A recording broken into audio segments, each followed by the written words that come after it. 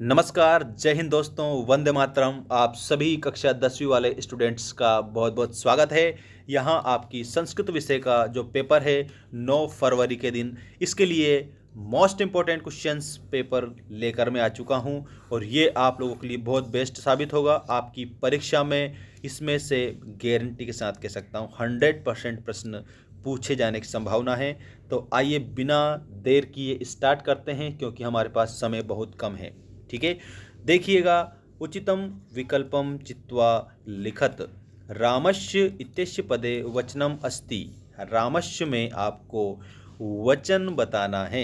तो रामः रामम रामेण रामाय रामस्य रामाय, इस प्रकार से आपको बताना है। तो आप लोगों का वचन क्या होगा? तो एक वचन होगा। ठीक है, एक वचनम अस्ति। ठीक, और इसके बाद में आप नेक्स्ट क्वेश्चन देखेंगे। पितरहा, ये इम्पोर्टेंट है।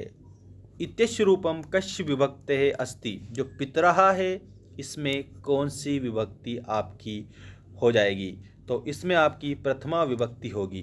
प्रथमा विभक्ति आपका करेक्ट उत्तर आपको इसमें देखने को मिलेगा। ठीक है, फलम शब्दस्य चतुर्थी विभक्ते रूपम अस्ति। फलम शब्द की चतुर्थी विभक्ति में कौन सा रूप बनेगा? तो इसमें आपका हो जाएगा फलाय।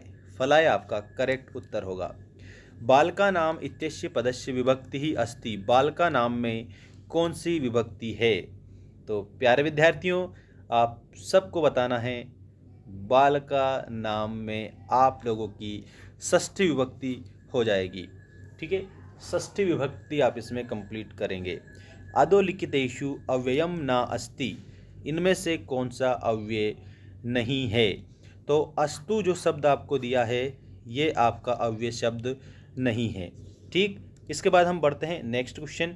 पर्यावरणस्य संरक्षण प्रकृते आराधना। तो यहाँ आपको लिखना है एव प्रकृते आराधना। पर्यावरण संरक्षण प्रकृति की आराधना होती है। इसके बाद में यहाँ आपको सत्य असत्य लिखना है। देख सकते हो आप सभी, सत्य असत्य में आपका पठति इत्यस्मिन् पदे लोट लकार अस्ति। तो यहाँ आपको फर्स्ट वाले में क्या लिखना है? ना। अगला है लभन्ते पदे आत्मनेपद लट लकार अस्ति। तो लभन्ते में आपको आम बताना है, क्योंकि ये सही है। ठीक है, इसके बाद में निर्धनः इत्यस्मिन् पदे निस उपसर्गः अस्ति। तो इसमें आपको क्या बताना है? ना बताना है, क्योंकि निर्धन जो शब्द है ना इसमें निर उपसर्ग होता है ये वाला, लेकिन उन्होंने क्या दिया है? निस है, जो कि गलत रहेगा। इसके बाद में देखिएगा आप नेक्स्ट, करिष्यसि। करिष्यसि इत्यस्मिन् पदे एक वचनम अस्ति। तो इसमें आप लोगों को क्या बताना रहेगा? देख सकते हो आप सभी, आपका इसमें करेक्ट उत्तर होगा आम। ठीक है, ये आपका सही है। इसलिए भविष्यसि इत्यस्मिन् पदे लिट लकारः अस्ति। तो लिट लकार है इसमें, इसका मतलब आप लोगों को इसमें आम बताना है। ठीक है, ये भी आपका करेक्ट है। प्रत्येकः इत्यस्मिन् पदे प्रति उपसर्गः अस्ति। बिल्कुल, प्रत्येक जो शब्द दिया ना इसमें प्रति उपसर्ग है आपका। इसका मतलब आपको क्या बताना है? इसमें आपको आम लिखना है, मतलब सही है ये, है ना। अब हम बढ़ेंगे हमारे अगले क्वेश्चन की ओर। चैनल को सब्सक्राइब जरूर कर लो, क्योंकि बेस्ट आपके लिए कंटेंट हम उपलब्ध करा रहे हैं। बहुत ही बेस्ट चीज़ें आपको परीक्षा से संबंधित बताई जा रही है। भानुदे, तो भानु प्लस उदय बनता है हमारा, इसमें हमारी दीर्घ स्वर संधि होती है। रमा प्लस ईस, तो रमा प्लस ईस का हम रमेश बनाते हैं। क्या बनाते हैं? रमेश बनाते हैं। रमा प्लस ईस का, तो इसमें गुण स्वर संधि होगी। यद्यपि का हम यदि धन अपि बनाते हैं, इसमें हमारी यण संधि है। यद्यपि में यण संधि होगी हमारी। चोर भयम, चोर भयम का हम क्या बनाते हैं? चोरात भयम बनाते हैं। याद रखना, ये मैं लिख देता हूँ यहाँ पर, चोरात भयम। इस प्रकार से विग्रह बनता है। ये पंचमी तत्पुरुष समास है हमारा, जो कि आपका ऑप्शन नंबर खा में दे रखा है। अनुरूपम, देखो अनुरूपम का हम क्या बनाते हैं? रूपस्य योग्यम बनाते हैं। रूपस्य योग्यम ये हम बनाते हैं अनुरूपम का। और इसमें आप लोगों को समास कौन सा बताना है, तो इसमें आप लोगों को बताना है, देख सकते हो, अव्ययी भाव समास। ठीक है, अव्ययी भाव समास आपको बताना है। ठीक है, और यहाँ पर एक बात मैं आपको बता दूं कि भानुदय जो हमारा कई बार परीक्षा में पूछा गया है, भानु प्लस उदय इसका आपका बनता है, रमा प्लस इसका रमेश बनता है, यद्धन अभी बनता है, चौरात भयम बनता है, पंचनाम वटनाम समाहार बनता है जिसमें द्विगु समास रहता है हमारा, अनुरूपम में अव्ययी भाव समास रहता है, चोर भयम में पंचमी तत्पुरुष समास रहता है, यद्यपि में यण संधि रहती है, और रमेश में आपको गुण संधि बताना है और भानुदे में दीर्घ संधि बताना है। ये आपकी जोड़ी स्क्रीनशॉट आप ले सकते हैं, एक स्क्रीनशॉट ले लें इसका, ताकि आप लोगों को ये पूरा याद रहे और जाने से पहले आप एक बार और देख के जाओ। ठीक है, अब हम बढ़ते हैं हमारे अगले क्वेश्चन की ओर। एक पदेन उत्तरम लिखत वाले अति महत्वपूर्ण प्रश्न आ चुके हैं आप लोगों की स्क्रीन के सामने, ये आपको याद ही करना है।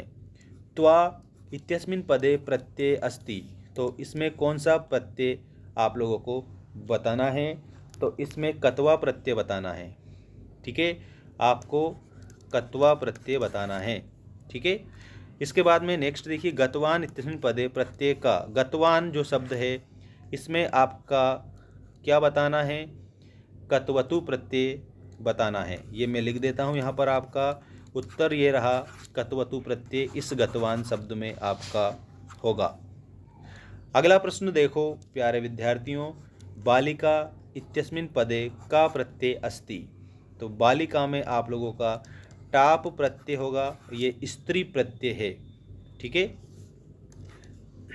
अत्र जीवितम कीदृशम जातम, तो यहाँ पर आपको दुर्वहम लिखना है, अत्र जीवितम दुर्वहम जातम प्रकृतिर एव शरणम शुचि पर्यावरणम, तो दुर्वहम आप इसमें लिखेंगे, पाठ 1 का है आपका ये। व्याघ्रः कस्मात् बिभेति, तो इसमें मानुषात लिखना है, मानुषात बिभेति। प्राणेभ्यो का रक्षणीयः, तो सदाचार इसमें आपको याद रखना है, सदाचारः, प्राणेभ्यो सदाचार रक्षणीयः। अब देखो आपका रिक्त स्थान आ चुका है, मोस्ट इम्पोर्टेंट रिक्त स्थान है, इनमें से परीक्षा में पूछा जा सकता है, ध्यान दीजिएगा। महान रिपु पदियो विशेषणम, तो विशेषण क्या बताना है, महान इसमें विशेषण होगा। ठीक है, वनम इत्यस्य पर्याय पदनम, तो काननम, वन का काननम होगा। दानवाय इत्यस्य पदस्य विलोम पद, तो मानवाय। ठीक है, मानवाय, दानवाय का मानवाय इसमें विलोम लिखेंगे।